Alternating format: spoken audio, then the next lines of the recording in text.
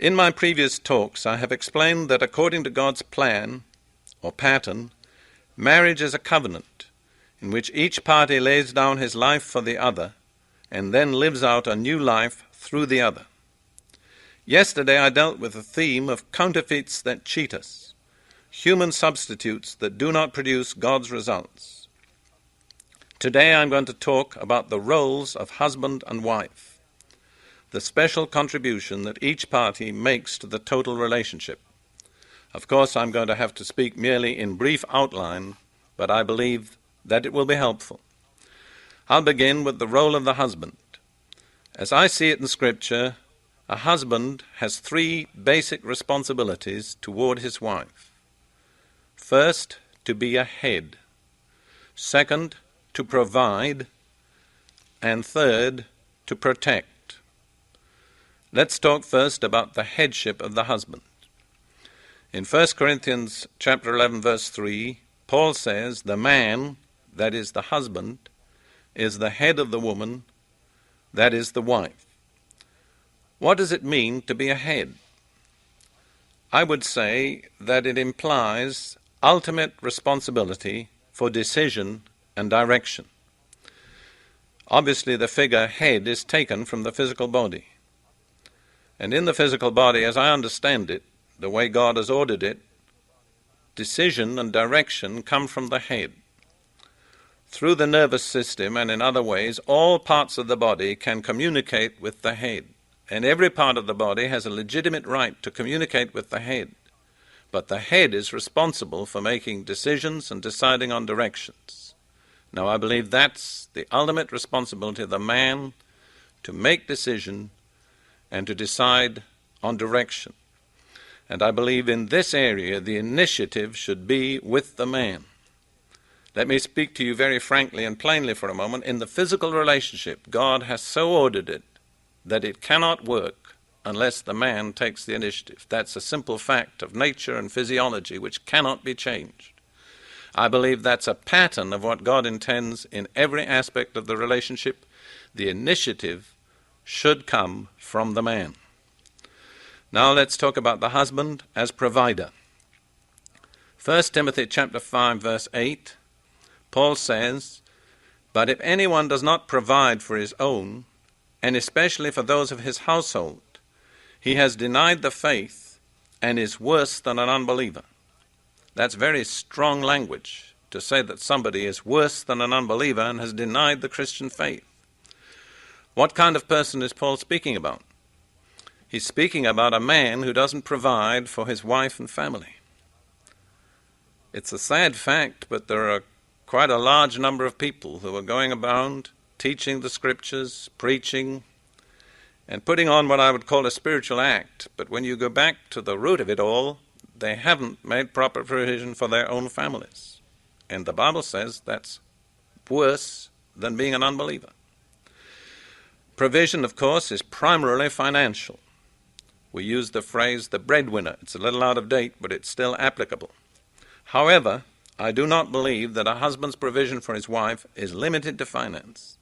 I believe that he's responsible for her total well-being, physical, emotional, social, and cultural.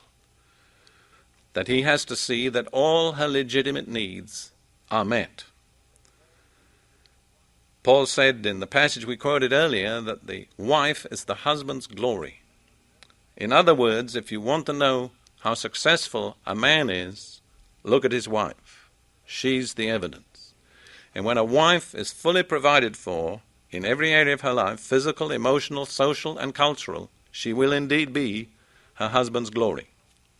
The third responsibility of the man is to protect.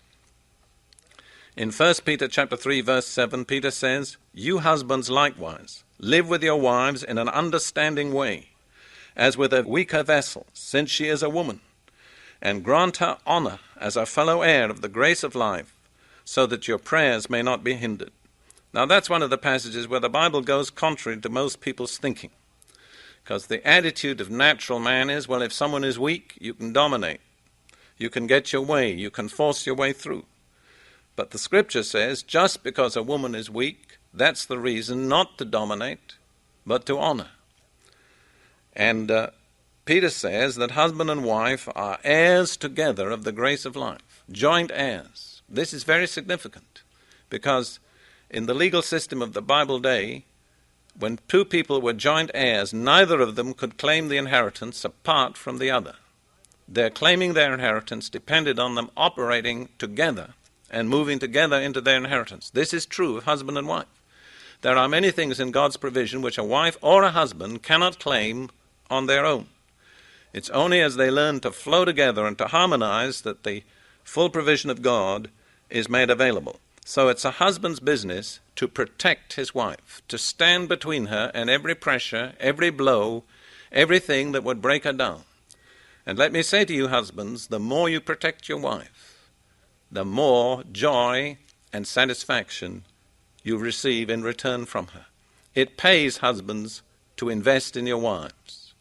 Turning now to the wife, what is her contribution to a successful marriage?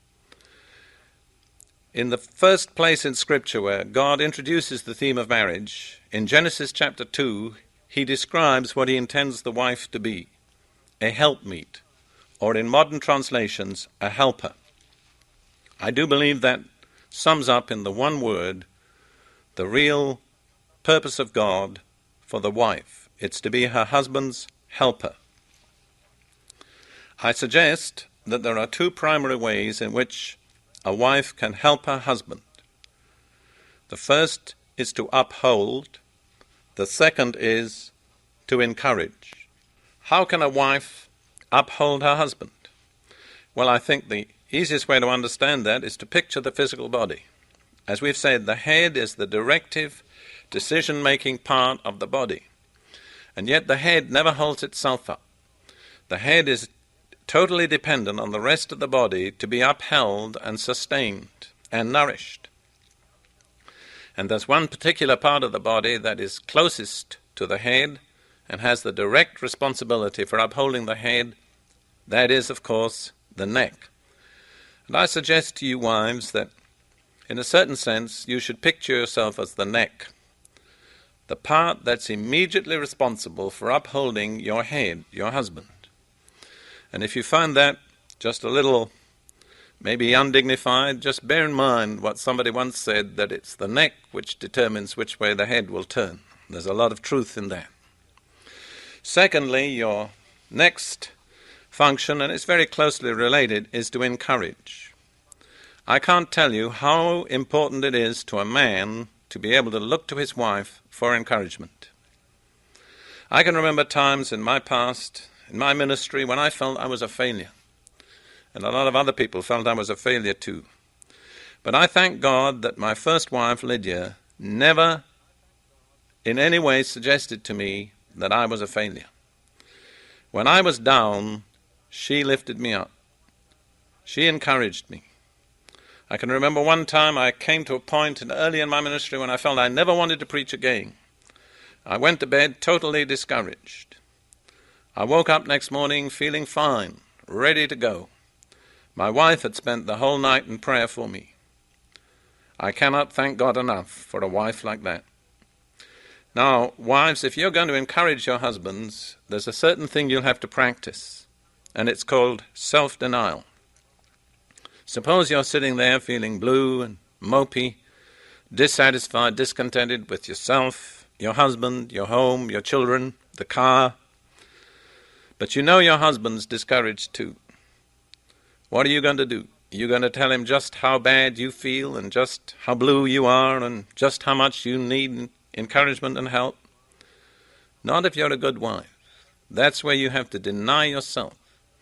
You have to suppress your own discouragement, your own negative emotions, and just devote yourself to encouraging your husband, to telling him what a fine husband he is, how much you love him, how much good he's doing you. Just pick out everything you can that's good and focus on it.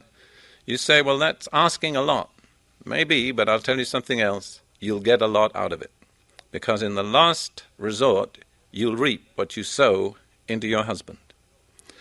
So then those are the responsibilities. The husband's responsibility, threefold: to be a head, to provide, to protect. The wife's responsibility is summed up in the word to be a helper, and two primary ways of helping: to uphold and to encourage. Now, closing my talk today, let me just point out to you the two common basic failures of husband and wife. When a marriage fails, it's usually because either or both have failed in these ways. The common failure of the husband, one that's very common in our culture today, is to abdicate from his responsibilities, not to be the head. Sometimes it can be done in a very quiet, negative way that doesn't appear, but nevertheless, it's a failure. The wife's common failure is just corresponding. It's to usurp responsibility, to take over headship. And there's a great danger of a vicious circle where the husband continually abdicates and the wife continually takes over more and more responsibility. The only way that each can receive the needed grace is through the covenant commitment that God makes the basis of marriage.